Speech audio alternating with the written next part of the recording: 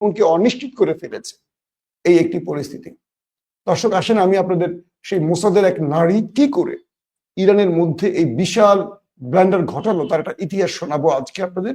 আপনারা মন দিয়ে শুনতে হবে, কারণ এই মোসাদ বা বা এই ইন্টেলিজেন্স গুলো সিআইএ এরা কিন্তু পৃথিবীতে বহু মুসলিম দেশে এভাবেই কাজ করে। এখান থেকে চোখ বন্ধ করে চিন্তা করবেন যে বাংলাদেশের কিভাবে কাজ করতে পারে বা কিভাবে করে, কেন বাংলাদেশের বড় বড় রাজনীতিবিদরা হানি ট্র্যাপে পড়ে, কিভাবে বড় বড় রাজনীতিবিদরা দেশের কথা না ভেবে ওপারের প্রেসক্রিপশনে চলে, তার নমুনাগুলো পাবেন আজকের এই স্টোরির মধ্যে। ক্যাথরিন পেরেজ সাদ্দাম একজন ফরাসি তরুণী, ইসলাম গ্রহণ করেছিলেন এবং নিজেকে শিয়াপন্থী বলে ঘোষণা করেছিলেন। কে? ক্যাথরিন। তিনি ইরানি বিপ্লবের প্রশংসা করেন সবসময়, বিলায়েতে ফকি এর সমর্থনে লেখালেখি করেন, এমনকি তার প্রবন্ধ ইরানের সর্বোচ্চ নেতা আয়াতুল্লাহ আলী খামেনির ওয়েবসাইটেও প্রকাশিত হয়। একজন ফরাসি নারী ক্যাথরিন ইসলাম গ্রহণ করে তিনি মুসলিম ধর্ম বা শরিয়া নিয়ে বা মুসলিম ঐতিহ্য ইতিহাস নিয়ে পড়াশোনা করেন এবং তার লেখালেখি আয়াতুল্লাহ আলী খামেনির ওয়েবসাইটে প্রকাশিত হয়। কিন্তু এই মুখোশের আড়ালে ছিল মোসাদের নজরদারি, গেম প্ল্যান, যেটা দীর্ঘ সময়ের একটি মাস্টার প্ল্যান। ক্যাথরিন ছিলেন না কোনো অসাধারণ গুপ্তচর, সাধারণ গুপ্তচর। ক্যাথরিন ছিলেন না কোনো সাধারণ গুপ্তচর। তিনি ইরানে প্রবেশ করেছিলেন লেখিকা, সাংবাদিক, চিন্তাবিদ হিসেবে, আমাদের আলিয়ার কবিরদের মতো আর কি। রাজনীতিবিদদের ঘনিষ্ঠ হন, রেভলিউশনারি গার্ডের সঙ্গে বসেন, এমনকি প্রেসিডেন্ট ইব্রাহিম রাইসির সঙ্গেও সাক্ষাৎ করেছেন তিনি।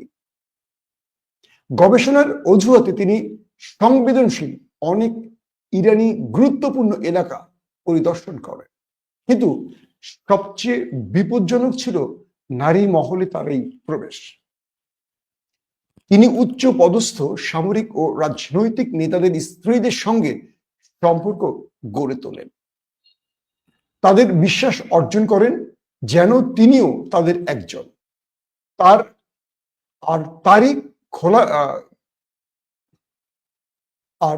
তারাই খোলামেলা বলতেন স্বামীদের কাজ, থাকার স্থান, ভ্রমণের সময়সূচি, দৈনন্দিন জীবনযাপন সম্পর্কে।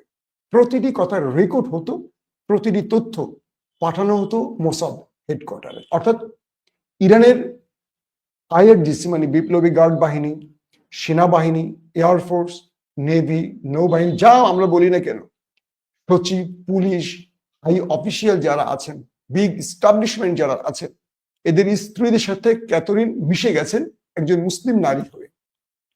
এবং স্বামীরা কোথায় থাকে, কি করে, কখন যায়, কখন আসে, কার কি দায়িত্ব, টোটাল ডাটা তাদের বউদের সঙ্গে মিশিয়ে নিতেন। আমাদের স্ত্রীরা যখন স্কুলে যায় বাচ্চাদের নিয়ে, এক ভাবি আরেক ভাবির সাথে গল্প করে না, তখন জিজ্ঞাসা করে না, ভাবি আপনার হাজবেন্ড কি করে, অমুকের বাবা কি করে, কখন যায়, কখন আসে, গাড়ির নাম্বার কি, তার কি গাড়ি, এই প্রশ্নগুলো যে করে। তো এভাবে ক্যাথরিন ইরানের এই হাই অফিসিয়াল ব্যক্তিদের ডাটা তাদের স্ত্রীদের কাছ থেকে হাতিয়ে নিত। এই তথ্যগুলোর ভিত্তিতেই নির্ধারণ করা হতো লক্ষ্যবস্তু, তারপর একে একে সংগঠিত হতো হত্যাকাণ্ড। নারীদের মুখে বলা নিষ্পাপ কথাগুলো হয়ে উঠেছিল তাদের স্বামীদের মৃত্যুর কারণ। যখন তার প্রতি সন্দেহ দেখা দেয়, তিনি ইরান ছেড়ে চলে যান, ঠিক সময় দরজা বন্ধ হওয়ার আগেই। কিন্তু ততক্ষণে তিনি তার কাজ শেষ করে ফেলেছেন, ইরানের উপর ভয়ানক আঘাত হেনেছেন, যার রেশ এখনো রয়ে গেছে। এই প্রিয় দর্শক, ক্যাথরিনের হাত ধরে যে তথ্য মোসাদ পেয়ে গেছে, আপনারা দেখেছেন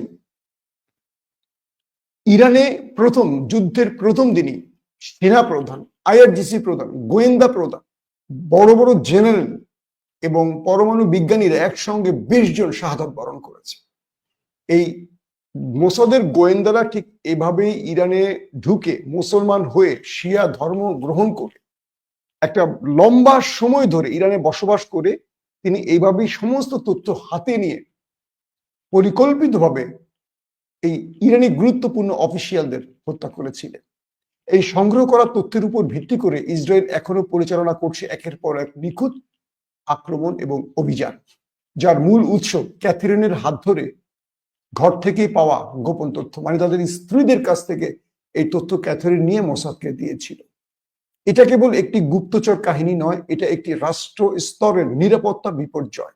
আজকের এই যুদ্ধে গুলির আওয়াজ শোনা যায় না, বরং হত্যা ঘটে। একটি নারী মহলের শান্ত আলাপচারিতার সকল তথ্য একটি রাষ্ট্রকে সবচেয়ে বড় বিপাকে ফেলে দিয়েছে।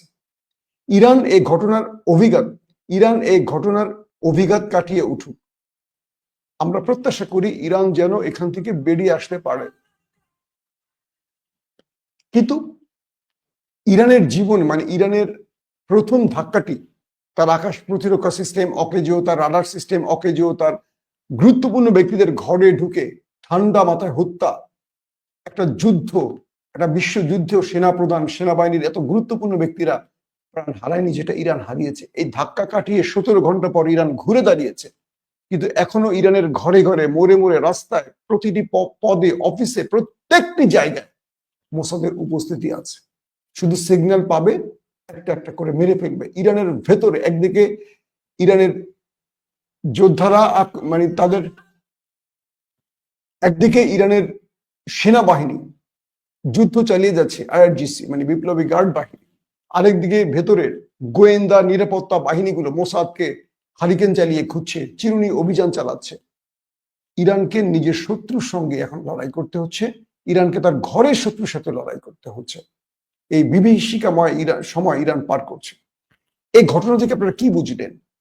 বাংলাদেশে নরেন্দ্র মোদী নেই, বিগত 15 বছর শেখ হাসিনা ঘরে ঘরে তৈরি করে দিয়ে গেছে। বিএনপি, জামাত, এনসিপি, বাকি যতগুলো দল আছে প্রত্যেকের ঘরে কিন্তু আছে।